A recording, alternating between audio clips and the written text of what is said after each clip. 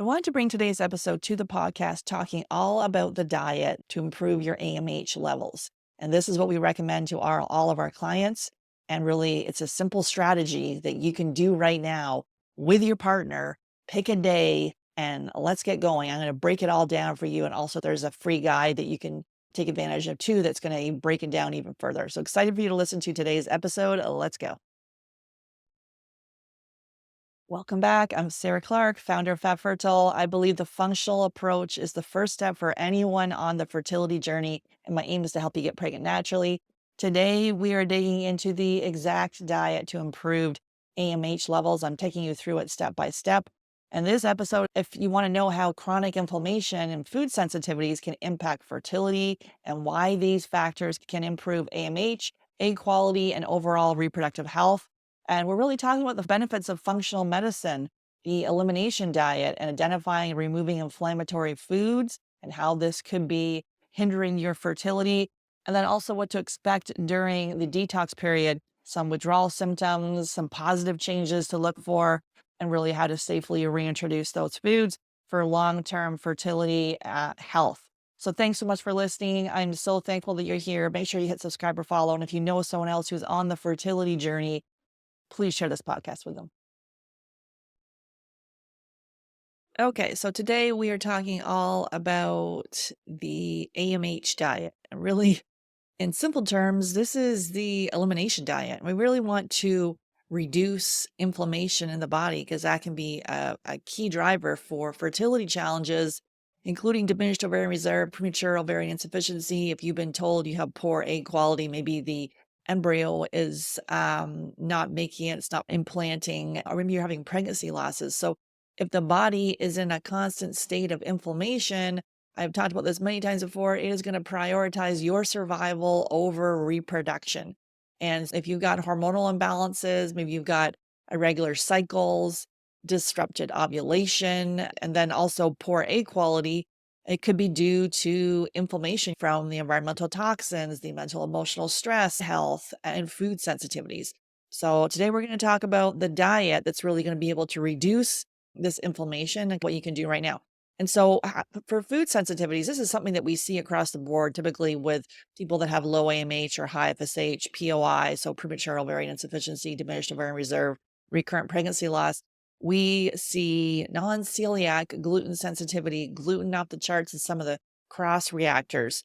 And it's different from a food allergy. So maybe you've gone to the allergist, they've done an IgE test, so that finger prick, I've had that done on my arms, you can do it in your back, comes back, and maybe you're allergic to strawberries, or maybe you're intolerant to seafood, and that gives you an immediate reaction such as hives or anaphylactic breathing issues. You need an EpiPen. That's some serious stuff. We don't mess around. That is an immediate reaction. This is delayed reactions, and it's just underlying inflammation. And we chase this thing around in a circle. Maybe the migraine you get every Monday is connected to the gluten, the bread you're having on Friday. And so we really need to be able to fine tune this. And we have people do a food diary for 5 days. And certain foods, such as gluten and dairy, they can cause increased intestinal permeability or leaky gut. So your body ends up mounting an immune response to your favorite foods. And you chase this thing around a circle. I see so many people doing these very restricted diets and they're on them forever. And the whole idea is you're able to bring most of the foods back in as you heal the gut. And the bottom line here is if your body is reacting to food sensitivities, it's diverting energy away from the vital reproductive function. So we need to really be able to address this in a targeted manner and in a quick way to be able to reduce that inflammation and get the body ready for pregnancy. So signs that you might need an elimination diet. You've got irregular cycles. You're not sure if you're ovulating or you have absent ovulation. You've got a shorter luteal phase. Is it an indicator of low progesterone?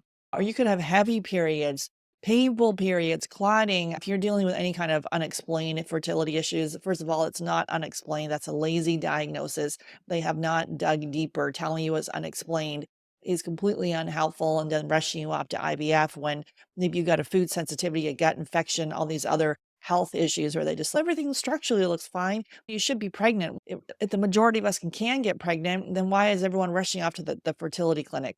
Maybe you're dealing with digestive symptoms. These could be common, but not normal. If you've got bloating or gas after eating, maybe there's a problem with the food there and we just keep eating it. You have ice cream, and every time you have ice cream, you get bloating and gas, and you're like, oh, it's fine.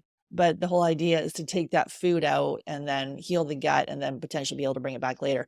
Constipation or loose stools, diarrhea, we see that a lot. People alternating between the two of them. Acid reflux, feeling nauseous, those food cravings, especially for sugars or carbs. You've got skin issues, such as maybe you're dealing with acne, eczema, rashes, hives, joint pain, seasonal allergies. I used to have this for years. Every time the trees came out, I'd be sneezing my head off for all day long, blowing my nose. As we start to heal my gut, those seasonal allergies went away. It's not about taking more Claritin. It's healing your gut. If you got asthma flare-ups, so those skin and autoimmune issues. And then maybe you're dealing with fatigue. You're just like, I get my sleep and then I'm just so exhausted, or brain fog.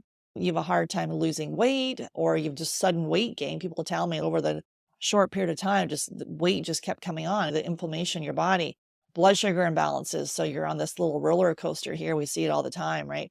Where you've got the food cravings and you've got the crashes and you've got intense hunger and you're feeling shaky. And so all those symptoms there can be a reason why to consider doing this diet that can actually help improve AMH levels. We see it all the time, improving AMH levels, which then in turn will improve egg quality and being able to take out these top inflammatory foods for a short period of time. So in functional medicine, this is integral to our approach. Functional nutrition is being able to reduce inflammation, restore the gut health, rebalance hormones, and really identifying the foods that could be harming your egg quality, removing them on a temporary basis, and then allowing the body to heal. So a lot of times we chase this thing around a circle. Maybe you did partially gluten-free. Maybe you took a little bit of dairy out. Maybe you took out some soy, but then we haven't gone deep enough. And then we think it hasn't worked. And then we give up. And we think that IVF is our only option. And we're wondering why when we go to IVF that the embryos aren't testing normally, they're not implanting, we're having pregnancy loss, and we need to be able to reduce the inflammation in the body. And with a food sensitivity, elimination diet is the gold standard. It's the gold standard to figure this out. And so if we're eliminating those trigger foods, we see cycles improve. We see egg quality. I got people that have gone in for retrieval and every retrieval was canceled, or all they've been told it was poor egg quality. We see people's AMH levels go up. So it's really important to be able to do this, but do it in a targeted manner. And so what exactly to eliminate? So we're going to eliminate gluten, dairy, soy, corn, peanuts, eggs, processed sugar, and alcohol. Yes, alcohol for 10 days. And then systematically reintroduce. That's only for 10 days. We're going to reintroduce over the course of 30 days. Send me a message at hello@fabfertile. Indicate in the subject line 10 day, and we'll tell you exactly how to. This is a free guide. It'll tell you exactly how to take those foods out and how to reintroduce them. So the reintroduction phase is the key piece of this. It's not just taking those foods out for 10 days and then you go eat pizza on day 11. No, there's a systematic way of how to reintroduce them. For instance, you would bring back corn first. You'd have on the 11th day, you'd have corn twice, and then you'd wait 3 days, mark any symptoms you have, such as acne or digestive issues, sinus issues, nausea, irritability, anything that's going on. If you have any kind of issue, then we want you to stop that food for 30 to 60 days. And you need to be very honest with yourself on this, especially if it's one of your favorite foods. You've got to be honest with yourself that, yeah, you did actually have some of those symptoms and you need to be able to take it out. And then during the elimination phase, there's going to be a period of time where you may not feel too good. So, probably the first 3 or 4 days, you might be having detox symptoms such as headaches or fatigue or cravings, some temporary digestive changes. Maybe you're feeling more moody or irritable. And then as we move through this, usually day 5, 6, 7, in there, you should start feeling better. You should have better energy, better mood. Your skin should start to clear out. Although skin time sometimes can take a little bit longer, but we can see because skin is a direct reflection of the health of the gut. If you've got any kind of hives, eczema, dermatitis, psoriasis, acne going on with the skin, that's a direct reflection of the health of the gut. You do retrievals and transfers and wonder why things aren't working. We've got poor egg quality, and then we have these issues with our skin. So we should see our skin start to improve. We got people that have had eczema for years, scratching, couldn't even sleep, and in a short period of time, it can clear up. But I had someone on talking in my podcast, they're talking about eczema, and it's, you don't have a lotion deficiency. What's going on with your gut microbiome? You should see that reduced bloating. Like after you eat, your belly should not be bloated. Improve digestion, better sleep, and you should notice that your hormones will start to balance. That's where we see people's cycles start to improve. And so in a short period of time, you can see those, the mood and the energy, the bloating, the digestion, and then we start to see the cycle improve. And so in a short period of time, we can see massive change, but we need to be mindful of expectations, right? If you've been dealing with health issues that you don't even know you have for 10, 15 years, even a thyroid issue is going to take 10 years for it to show up. We need to be patient with ourselves, give ourselves grace that the body wants to come back online. The body wants to procreate. And now we're just taking out those inflammatory foods and giving it a chance to come back online and heal. And so, like we said, with that reintroduction phase is so to reintroduce each food individually. So you bring back in corn, bring back in eggs, bring back in peanuts. So you wait 3 days in between. Send information to get that guide at hello@fabfertile.ca, indicate 10-day, you can get the guide there. So this is a short-term thing. You're not supposed to be on the elimination diet for years. Take you, you're like coming in, you're like, I'm not eating all these foods. No, it's for 10 days and you've got to do it with your partner. So pick a day in the calendar. And you don't want to have it around your birthday, around your anniversary, or around a vacation. Start it after those, but pick a day. There's never going to be any great time where you want to do this. But this is not a starvation diet you're on. You're having wild-caught fish, grass-fed meat, organic poultry, half the plate veg, and then you can do sweet potatoes, potatoes, rice, depending on your tolerance for if there's any blood sugar issues you're dealing with. And then you want to have some healthy fats in there. It's everything to keep you satiated. And then we have people, we're going to have you really find, if you decide to work with us and follow our Fab Fertile Method, which we help people that have premature ovarian insufficiency, diminished ovarian reserve, recurrent pregnancy loss, really anyone on the fertility spectrum, but those are the ones that we specialize in, to really help them fine tune this with functional lab testing. So doing the food sensitivity testing. So we do the elimination diet, and then we tweak it even further with the food sensitivity testing. We will do the gut microbiome test. So then you can actually repair the gut. And because we see many people, they're doing a gut microbiome test and their zonulin levels are high, which can be an indicator of intestinal permeability. And you've just got leaky gut. And so as we start to heal the gut, then all those inflammatory responses, some of your favorite foods, that can start to improve. And you can bring most of the foods back in, except if typically we have people take out dairy and gluten for 60 to 90 days. If not pregnant, do all the testing. If that's you, then I encourage you to book a call with me. You can go to hello@fabfertile.ca, just indicate fertile in the subject line, and then we can hop on a call and talk about some specific strategies to help you right now if you want to fast track this with testing.